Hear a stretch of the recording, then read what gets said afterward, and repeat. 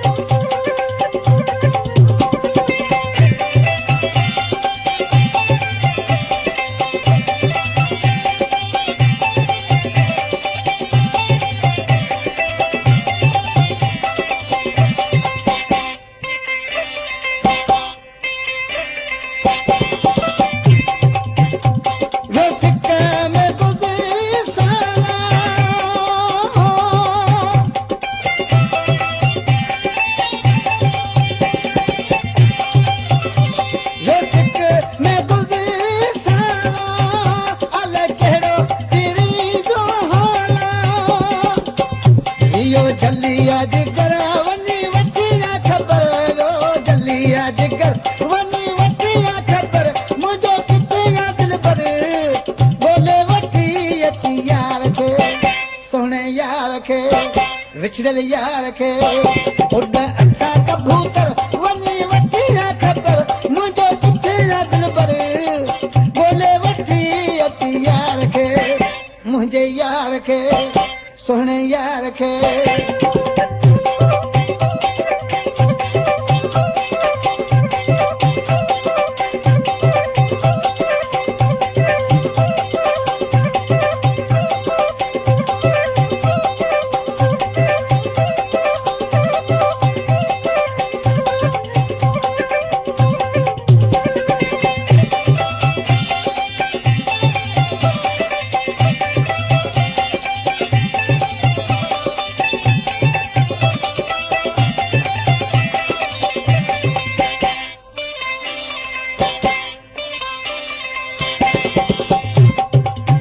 नाले जी मिसल में रामपला जंझी छा पियो चवे चवे गुलाम हुसैन हो बद खुदा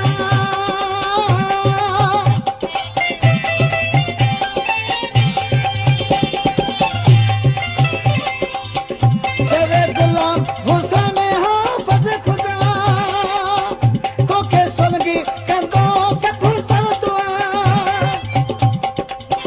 गोठे गोले दर दर वञी वठी आ ख़बर गोठे गोले दर दर वञी वठी आ ख़बर मुंहिंजो किथे आ दिलबर गोले वठी अची यार खे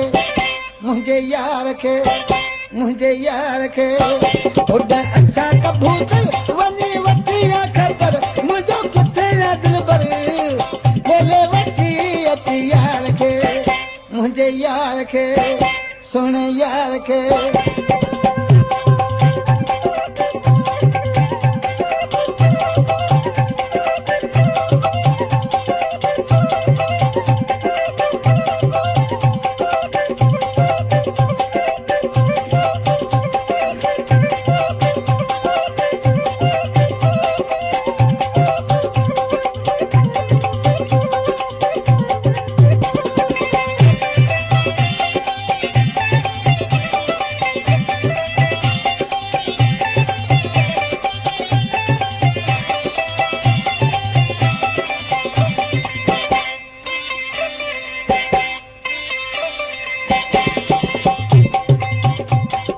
गुलाम हुसैन हो बद खुदा